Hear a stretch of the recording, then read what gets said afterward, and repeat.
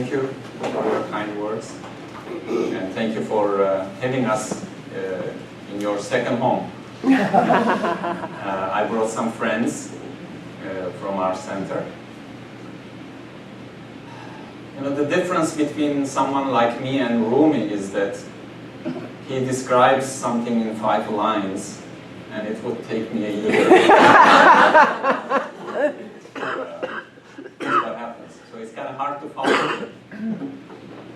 But today, I'm supposed to tell you a story, because stories are powerful.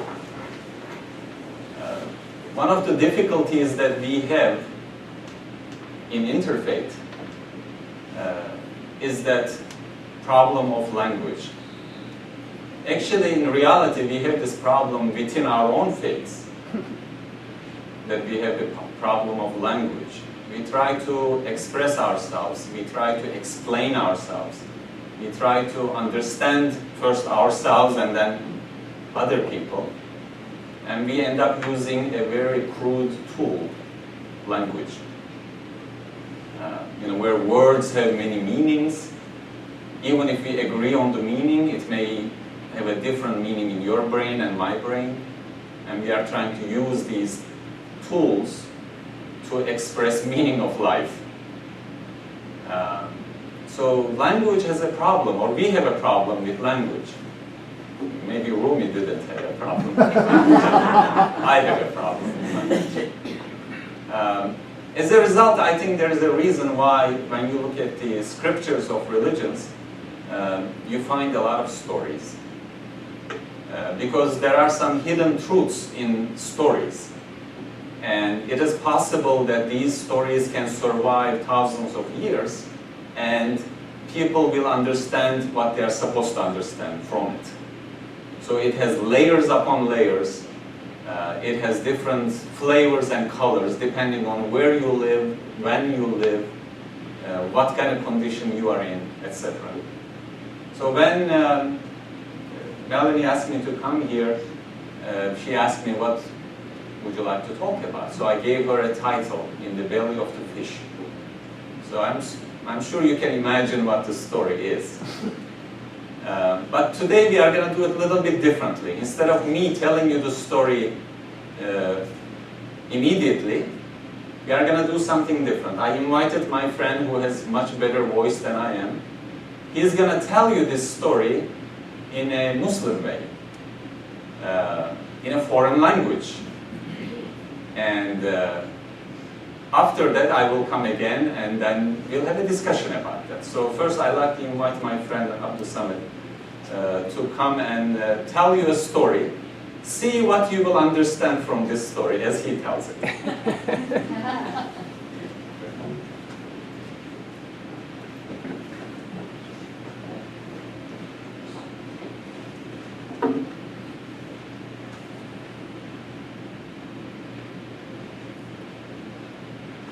أعوذ بالله من الشيطان الرجيم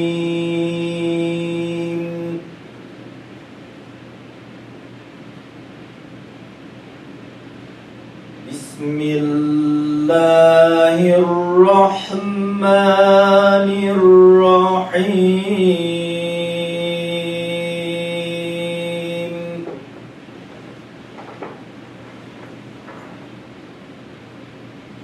وأيوب إذ نادى ربه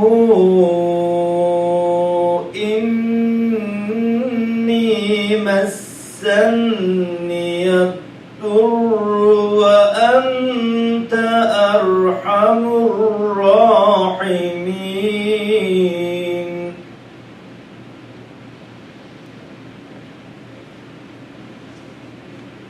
فاستجبنا له فكشفنا ما به من ضر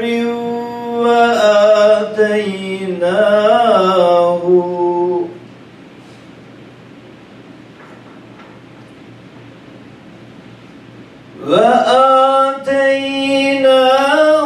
أهله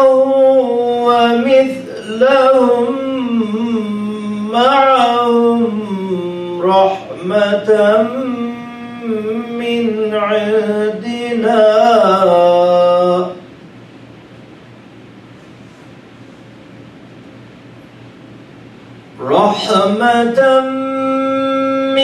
عندنا وذكرى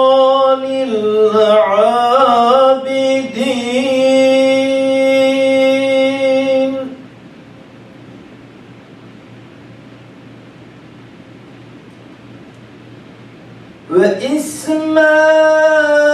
وإسماعيل وإدريس وذا الكفل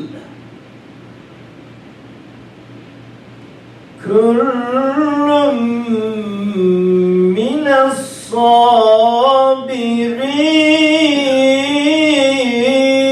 الصابرين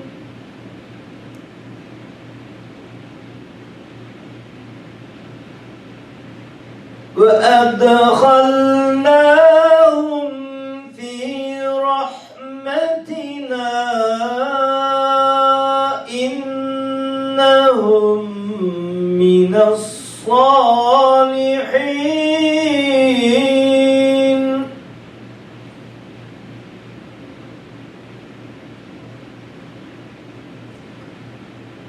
وذا النون إذ ذهب مغاضبا فظن أن لن نقدر عليه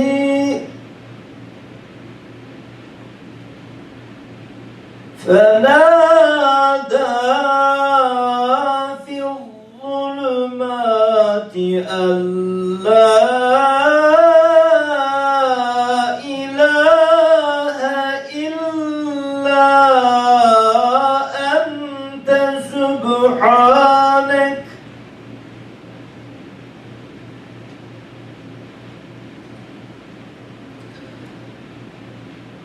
فنادى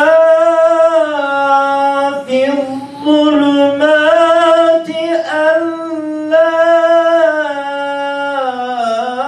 إله إلا أنت سبحانك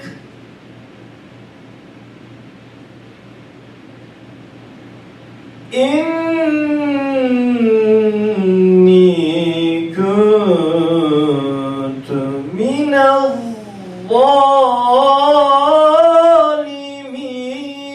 الظالمين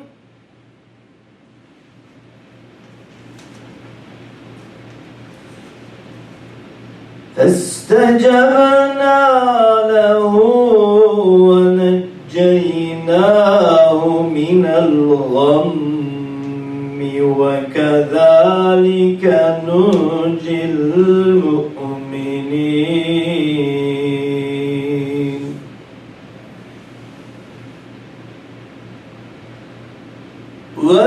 وزكريا إذ نادى ربه ربي لا تذرني فردا وأنت خير الوارثين فاستجبنا له ووهبنا له يحيى وأصلحنا له زوجه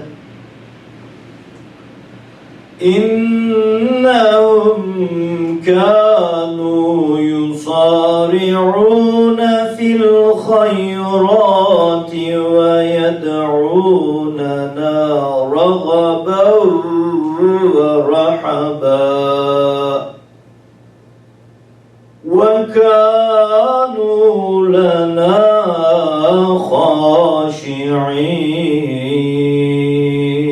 خاشعين صدق الله العظيم.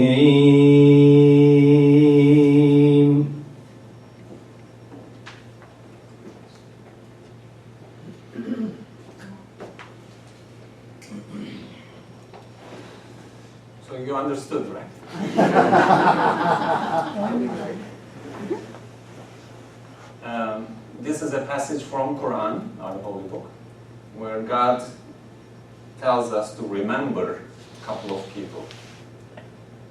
And he tells us to remember Jonah and Zechariah. What is the name in English for Zechariah? Zechariah? What is it? Zechariah. Zechariah. Yes. Two people who pray to God very, very sincerely. So this is about them. But in particularly, I was thinking about talking about Jonah, as the title indicates, in the belly of the fish. Now don't correct me, I know it may not have been a fish, it may be a whale, and it is not a fish. But we don't really know what kind of creature it was. Now the story of Jonah is a little bit different as it is told in the Quran. There are similarities and there are differences how the story is told between Bible and Quran. The story goes that Jonah was sent as a prophet to a city to invite people to goodness and worship and believe in God. And these people just refused him. They did not want to listen to him. He tried for many, many years, but nobody believed in him. So then he said, maybe I should find some other people who will listen to me. So this was done in good intentions. And he left his city without permission.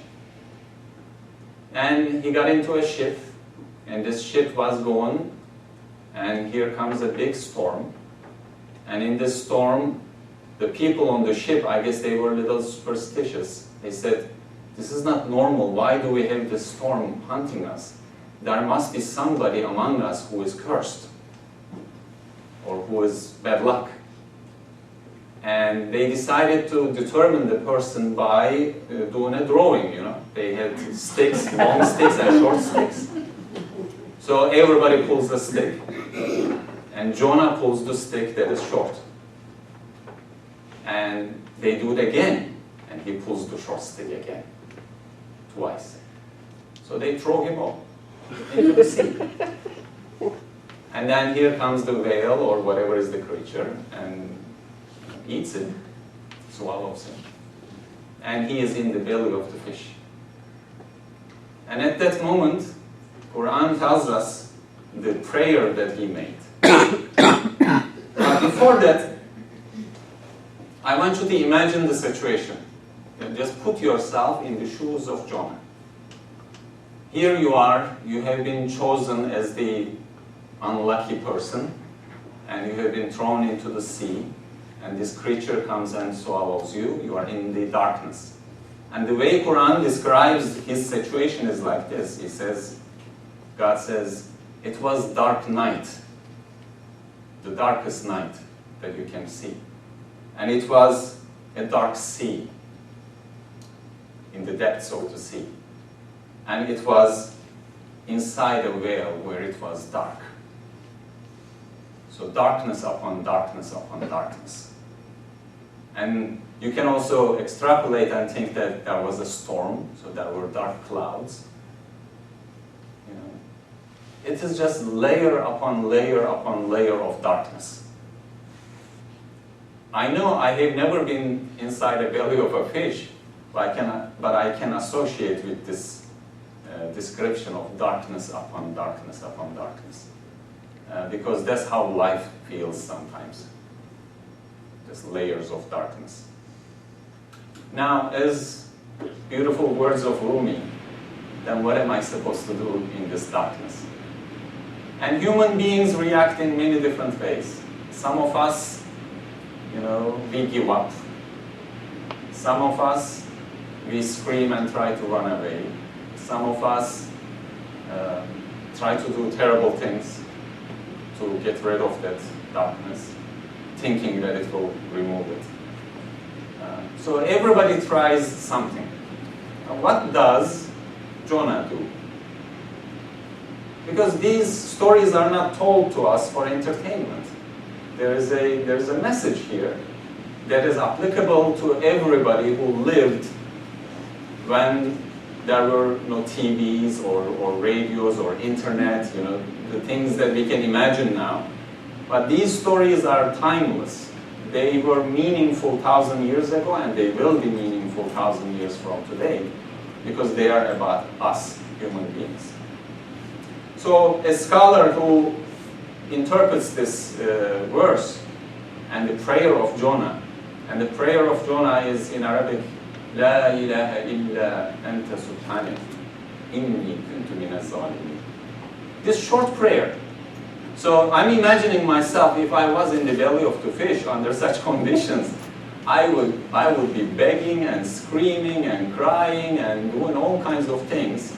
Maybe first trying to punch the belly of the fish to get out, and trying to look for an exit, see if I can get out of this situation. But the condition of Jonah is such that there is no possibility of hope. He is inside the belly of a fish, who is inside a dark sea, who is lost in the darkness of the night. There is no hope. Can you get any more hopeless than that? So he is making a very, very short prayer. And what is the meaning of this short prayer? He says, La ilaha illa anta. There is no God but you. You are the only one. You are the only one. La ilaha illa anta subhanak. And you are the all glorified one. And then he says, Inni kuntu minaz zalimin. For sure, I have become a wrongdoer. So he is not, the way he approaches God is there's a lesson in this approach. If you were imagining yourself, yesterday I was reading an article on one newspaper where there were 28 stories of people who wrote letters to President Obama asking for clemency. They were in prison. So they were asking, please forgive me and get me out of here. And these people were writing these letters and trying to express themselves why they should be deserving this gift. And they were long letters.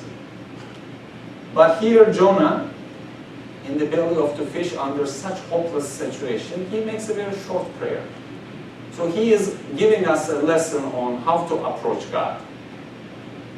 The people who wrote those letters who were in jail, they were very respectful. They were not saying things like, hey, you, get me out of here. They were very respectful, very polite, and they were acknowledging their own situation, where they are. And they were also acknowledging the position of the person who can get them out of there. So there's a lot of acknowledgement and acceptance there of who they are and who the other person is. So similarly, when Jonah is making this very, very short prayer, he's not saying, oh God, please get me out of here. If you get me out of here, I will be a better person. I will do this good deed and that good deed. He's not saying those things. He's saying, oh Lord, you are the only one. And you are glorified. And I am the one who has done wrong. So, in reality, he is expressing the reality of human condition on earth. With all our powers and all the politicians who are making those big speeches of how powerful they are and how they will fix everything, all the problems that we have. The reality of human condition is unconditional and absolute poverty, and unconditional and absolute powerlessness. You see, we as the human beings, we are afraid of everything. We are afraid of tiny little viruses and bacteria that we cannot even see. And at the same time, we are also afraid of asteroids, bigger than our city, who may come and hit us. We are afraid of all kinds of things that we have no control over. This is the reality of humanity. And not only that, we also love all kinds of things. We love our city, we love our neighborhood, we love our friends, but at the same time, we love the world. You know, we love the exploding novas thousands of light years away. We are interested in everything. We want to know about those things that we will for sure never see. But we love everything, small and big. Yet, we have no power in staying with those things that we love. They are usually taken away from us. People we love are taken away from us. Things we love. Abilities that we have we love. They are all taken away from us. And then we have big desires. You know, I'm a terrible gardener. I kill my lawn every year. It's costly. So my wife loves her garden. You know, she tries to raise all kinds of things. But I know that we love the paradise too. So we are very ambitious. Not only, my ambition is not only to have a garden, but one day live in the garden. And we are very ambitious, yet in reality, I have no control over whether I go there or not. So, just like Jonah, I realize that I am powerless, and I realize that I am very, very poor. I really don't own anything. Everything I own, or I think I own, is given to me. And they are taken away from me, whether I like it or not. So what is the condition of humanity? When the condition of humanity is like this, what should I learn from the story of Jonah? And should I just go depressed? You know, if I am poor and I am hopeless and I have no control over anything, should I just become depressed and go somewhere in a hole and die? Give up? Is that what is expected of me? Is this what God is telling me to do? Just give up? Well, you know, if I were in the condition of Jonah, I may give up. Because I know I'm not going to come out of there. But he does not. And not only that, because of this very simple prayer,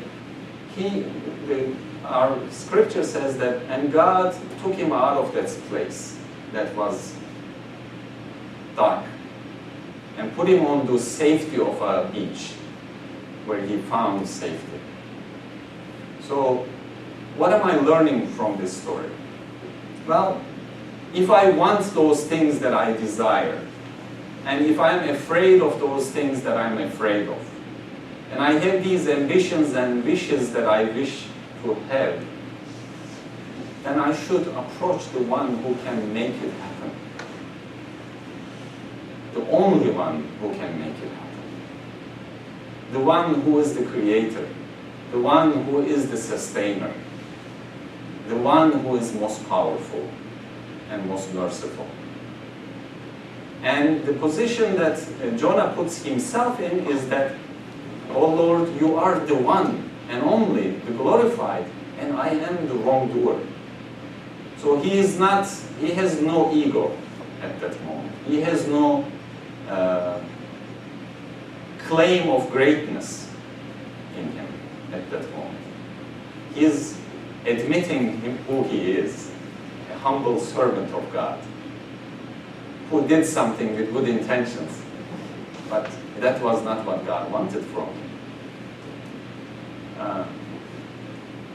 So a scholar of Islam who lived in the last century, when he is talking about this story, he says, our condition is no different than Jonah.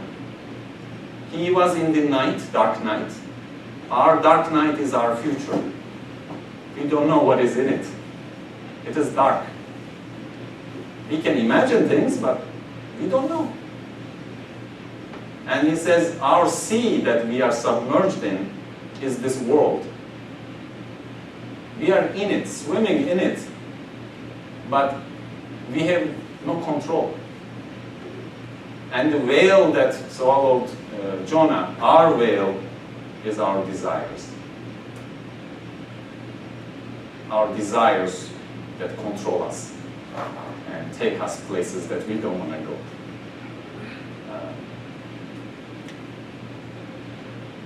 I want to focus on the state of Jonah when he was making this prayer. You know, just like when you have what do you call it? A glass that you can hold into the looking glass to the light, sunlight, that focuses the energy of the light, magnifying glass. And that it can be very hot and very powerful, very intense. So question here is, as a person who's poor and who's powerless, how can I focus myself just like that light? Focus it in such a way that my prayers are accepted. What kind of condition should I be in when I make those prayers? And I'm trying to imagine what Jonah was, in what condition he was in. And when somebody feels absolute powerlessness, there is a narrowness in there. There is a focus in there. When we feel we are powerless, we lose our connection with the rest of the universe. Because we know that the person who's sitting on my left and right are as powerless as I am. So they become irrelevant. Not that we don't like them, that's not what I'm saying. What I'm saying is you know that they cannot help you. So you are focused into a very narrow light. And then there is this loneliness. And this sense of loneliness where you know there is nobody can help you.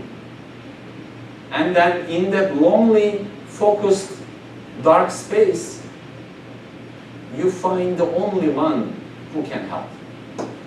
And in this prayer that is made in that position, there is a powerful sincerity. And that sincerity is what takes our prayers to God. There is the acknowledgement of who I am and who He is, willingly. You know, God could make us all believers by showing us things that we would be terrified or amazed or you name it. But what He wants is for us to go to Him willingly, on our own, and acknowledge who He is and acknowledge who we are.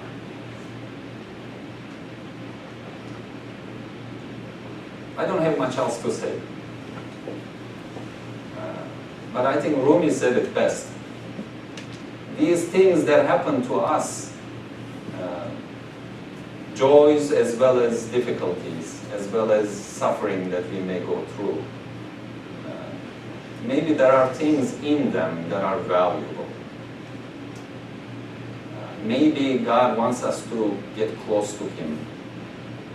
So He's inviting us through these things that are unpleasant to us sometimes. But there's a passage in the Quran where God says, there are things that you don't like, but they are good for you.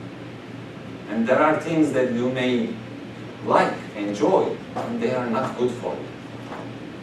We don't know the final conclusion of what is good for us and what is not good for us.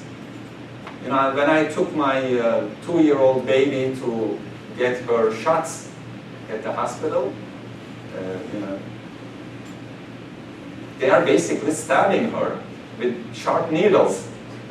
And I'm making it happen. And she's crying, and if she knew any better, she would hate me for it. But I know that it is for her goodness. It is for her. She doesn't understand it at the moment, but hopefully she will in the future. So, may God open our hearts to His love, and may God make us humble, obedient servants to Him. That we may run on this earth just seeking Him behind every tree and in the hearts of everyone. So that when we find Him, that He will say, welcome, my servant, and I am pleased with you. and that will be a good day.